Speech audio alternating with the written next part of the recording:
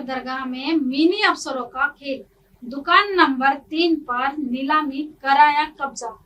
पुराने दुकानदार को हटाकर दूसरे को बैठाने का आरोप। दरगाह प्रबंधक बोले, कब्जा दिलाने के आदेश नहीं दिए। पीरान कलियर दरगाह एक बार फिर विवादों में घिर गई है।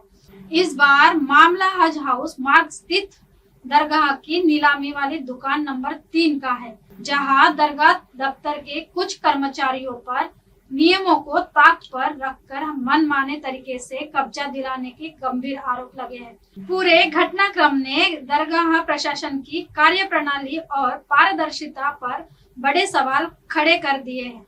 जानकारी के अनुसार मंगलवार को दरगाह दफ्तर में तैनात अकाउंटेंट सद्दाम हुसैन, सुपरवाइजर इतिखाब आलम और कुछ पीआरडी कर्मी मौके पर पहुंचे।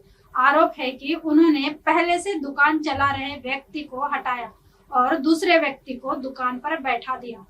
इतना ही नहीं, मौके पर बर्तन, तख्त और अन्य सामान भी रखवाया गया, जिससे साफ संकेत मिला कि दुकान का कब्जा बदल दिया गया है। सबसे बड़ा सवाल यह है कि इस व्यक्ति को दुकान पर बैठाया गया, उसके नाम कोई नीलामी प्रक्रिया हुई थी, वही डेली बेसिस पर अस्थायी आवंटन की भी कोई आधिकारिक प्रक्रिया सामने नहीं आई।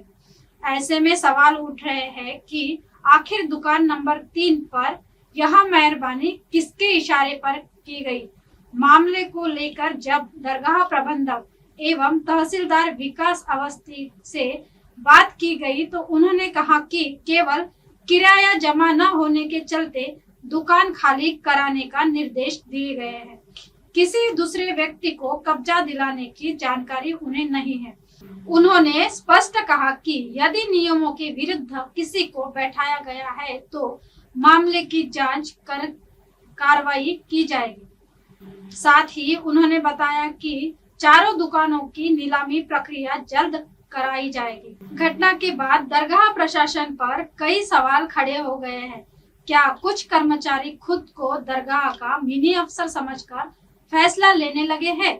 क्या बिन प्रशासनिक अनुमति सरकारी संपत्ति का कब्जा बदला जा रहा है, या फिर इसके पीछे कोई अंदरूनी सेटिंग और मिलीभगत काम कर रहा है?